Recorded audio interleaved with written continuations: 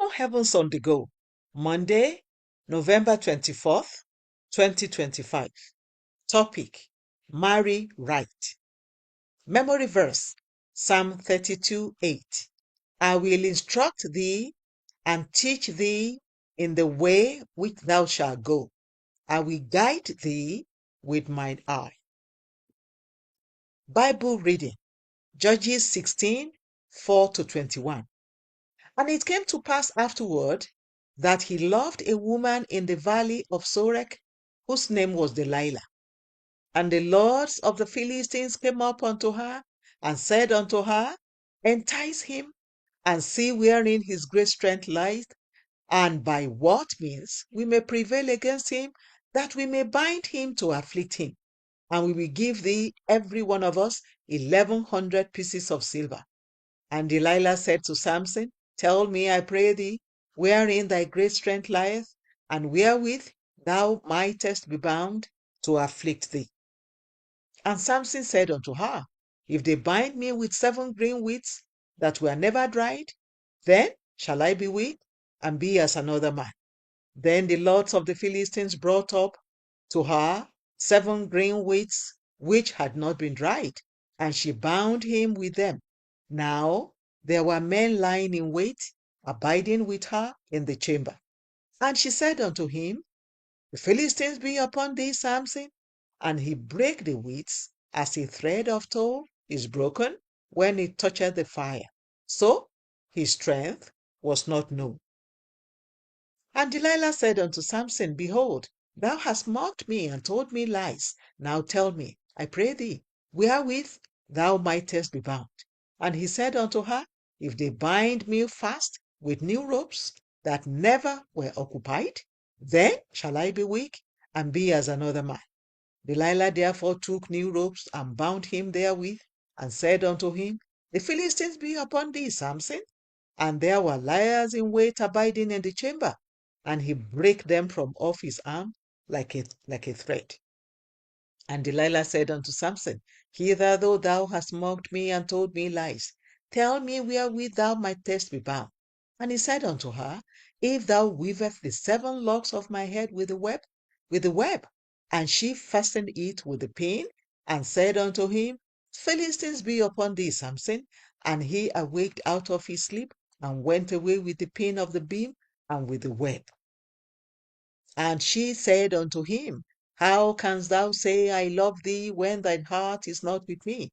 Thou hast mocked me these 3 times, and hast not told me wherein thy great strength lieth.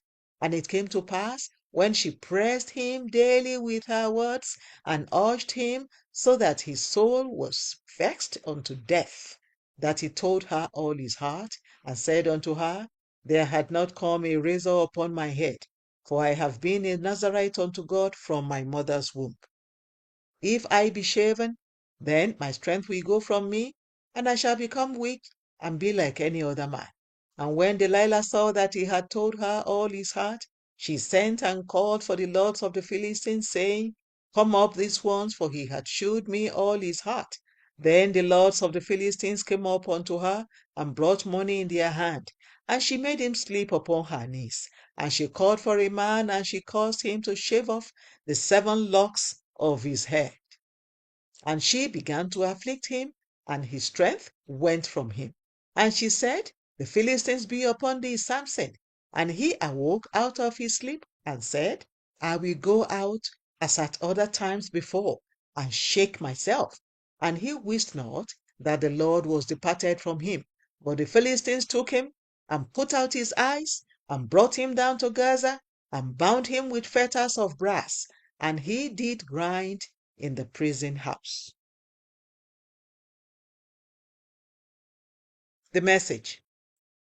Today, many men are afraid to get married, even though they are mature enough, have good jobs or businesses, and are financially stable. Usually, this is because they do not want to marry the wrong ladies as wives. Likewise, many women are hesitant to get married despite being courted by many men because they do not want to make wrong choices when it comes to choosing a life partner. It is important for Christians to know that once they are married, there is no going back. Marrying the wrong spouse can be hell on earth. Nobody goes on a long journey without adequate preparations, and marriage is a lifelong journey. This is why, if you are not yet married, you need God's help to make the right decision regarding your partner on this lifelong journey.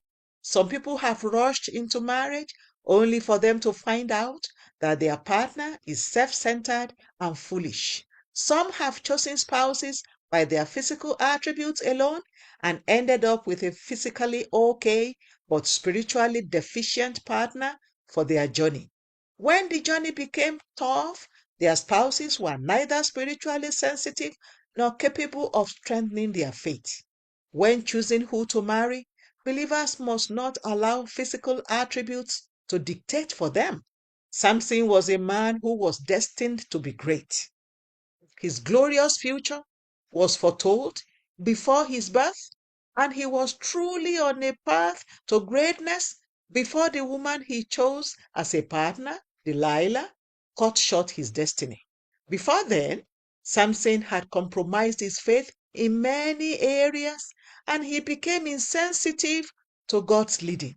Therefore, he chose to love Delilah based on her physical attributes. Judges 16:4 says that he saw her in the valley of Sorek and loved her. He allowed himself to be enticed by her beauty.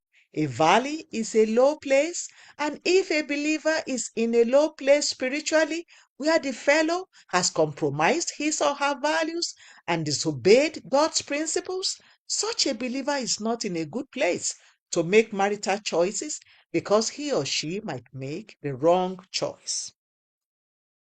Such a believer must first return to the Lord and ask Him to restore him or her before thinking about choosing a spouse.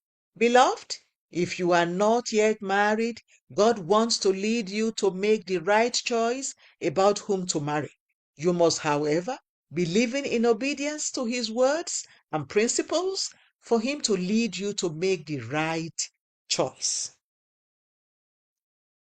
Key point. Hearing from God is critical when it comes to choosing the right person to marry.